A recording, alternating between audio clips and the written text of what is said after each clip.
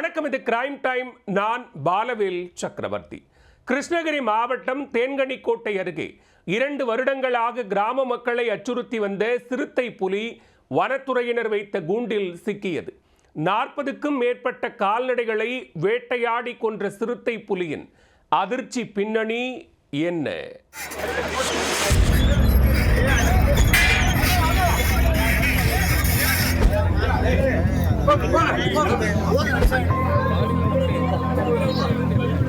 இரண்டு ஆண்டுகளாக கிராம மக்களை அச்சுறுத்தி வந்த சிறுத்தை புலி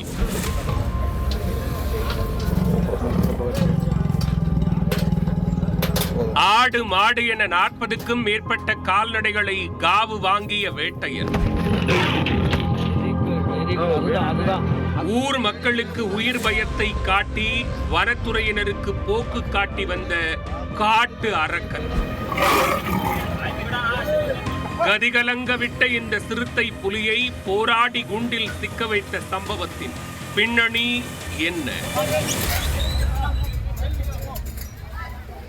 கிருஷ்ணகிரி மாவட்டம் தேன்கனிக்கோட்டை அருகே உள்ள அடவி சாமிபுரம், இஸ்லாம்பூர், தண்டரை உள்ளிட்ட கிராமங்களில் மக்கள் கடந்த 2 ஆண்டுகளாக நிம்மதியை இழந்தே வாழ்ந்து வந்தனர். ஆடு மாடு உள்ளிட்ட கால்நடைகளை வளர்ப்பதை நிறுத்திவிட்டனர். விவசாயத்தை மட்டுமே நம்பி வாழும் இக்கிராம மக்கள் இரவில் நடமாட முடியாமல் அச்சத்தில் அரண்டு கிடந்தனர். காரணம், வெறித்தனமாக வேட்டையாடி அடுத்தடுத்து 40க்கும் மேற்பட்ட உயிர்களை காவு வாங்கிய சிறுத்தை புலி.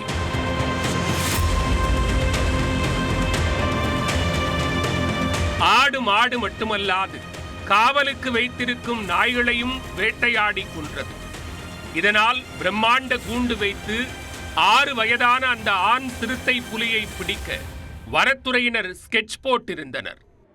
ஆனால் மிகவும் புத்திசாலித்தனத்தோடு செயல்பட்ட இந்த சிறுத்தை புலி கிட்டத்தட்ட 30 முறைக்கு மேல் வனத்துறையினர் வைத்த கூண்டுகளில் சிக்காமல் டிமிக்கி கொடுத்தது.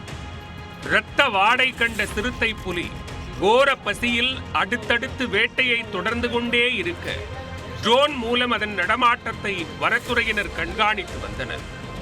ஊரை சுற்றிலும் நிறைய கல் குவாரிகள் இருப்பதால் ஒவ்வொரு முறை வேட்டையாடியதும் பதுங்குவதற்கு ஏதுவாக அமைந்தது.